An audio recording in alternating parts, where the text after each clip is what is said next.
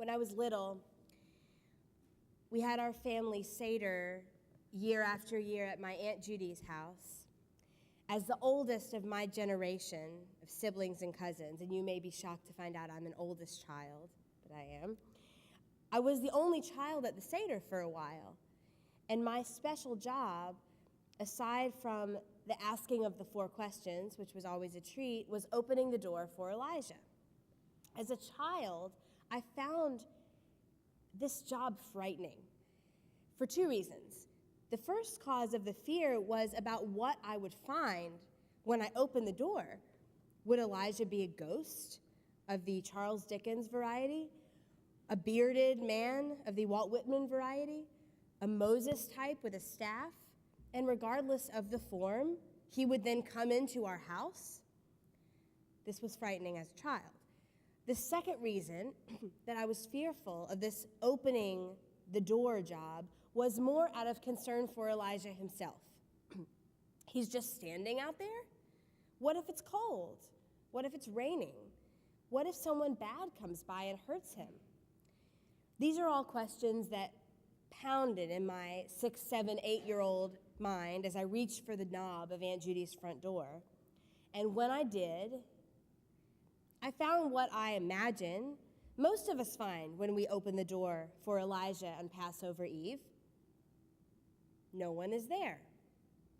No sweaty-toothed madman, no biblical wanderer, nobody. And my message tonight is that the moment when we open the door and no one is there is the most triumphant moment of the Jewish year.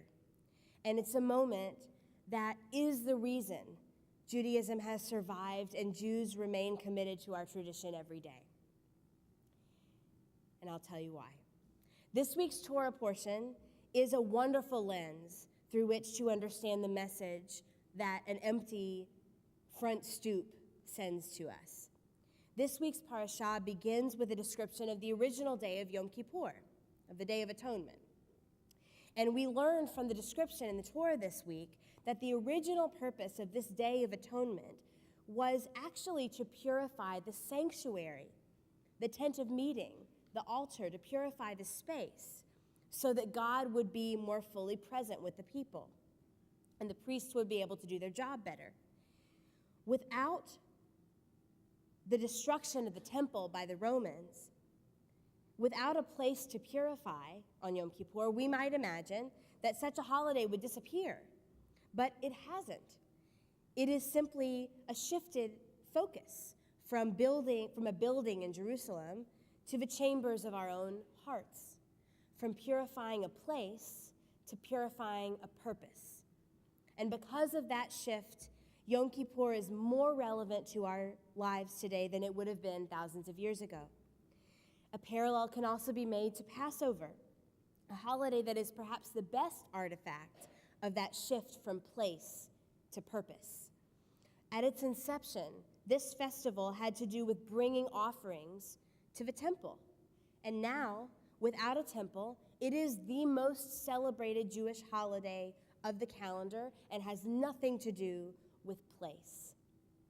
We celebrate our freedom and dedicate ourselves to increasing freedom in the world, not by traveling to the temple that a conquering nation could burn down or confiscate, but by creating a place inside our hearts, built by our own words and deeds, conveyed through relationships of family and friends and loved ones, and therefore absolutely fortified against any physical threat.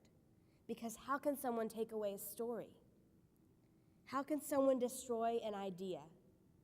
How can we ever be denied access to our own words?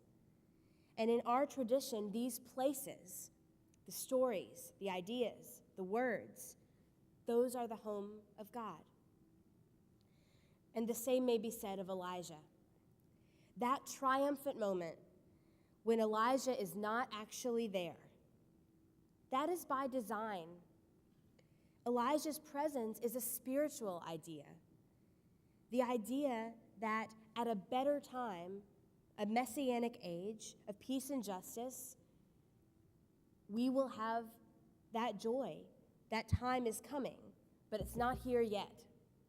And we must help bring it about. Elijah is the herald, the symbol of that age. And our opening the door at a Seder is our commitment to welcoming it in, to working toward it throughout our lives. Elijah at the door is a spiritual idea. And as such, no one need be afraid of him, I tell my 7-year-old self. And the impulse to welcome him lives in our words and in our stories and in our rituals and relationships. We invite that impulse, our Judaism, to take hold and to propel us toward meaning in our lives. I hope that many in our chapel and in our congregation have had the chance to enjoy the recent PBS series, The Story of the Jews, the British historian Simon Schama. Schama brings this point home beautifully in the first edition of his series, entitled The Beginning. He stands in front of the Arch of Titus in the Roman Forum, a dazzling marble sculpture that features the spoils of the Temple of Jerusalem being brought back to Rome after its destruction. And Schama notes that though we know from historians that the Romans took absolutely everything, no Torah scrolls are etched into the stone. Schama interprets this as being a misunderstanding by those who wish to conquer us, that they have always been blind to the fact that the vibrancy of Jewish tradition is held in our words and in our ideas and in our relationships. That's why they didn't bother to craft the Torah into the sculpture. They didn't think that it mattered. They did not understand the value. And this is what he says about that. What were Torah scrolls anyway, he says? Just words on parchment, not really worth the time of a sculptor or the cost of the marble, but words copied and memorized and internalized, made unforgettable, will beat swords any day. You can't hold words captive, he says. The Roman Empire has come and gone, but go to a synagogue, or I would add, a Seder table, and you'll still hear those words. If we still had to get to the temple in Jerusalem to celebrate our freedom, the holiday of Passover would be gone. If Yom Kippur was about purifying an altar in a sanctuary, thousands of us would not come together year after year to form a holy community.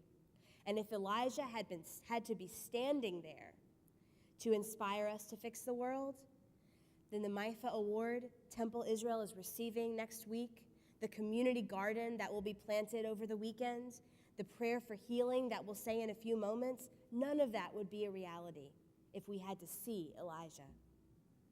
But it is. It is all a reality, and that is because God does not live in places in Judaism. God lives in words, in hearts, in relationships. And so I close with this.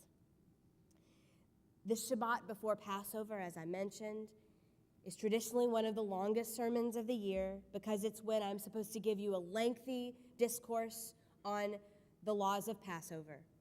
In keeping with that tradition, I offer this prayer for each of us. May we each have a holy and joyful holiday. May we remember that the cleaning out of the chametz of our houses and our lives is a spiritual activity, not only about leavening, but also about the excess that holds us back from our best selves. And may we come to know that God lives in the conversation around a Seder table, in the exchange between parents and children, among friends, and within each of our own hearts. God lives in those words. Chag Sameach and Shabbat Shalom.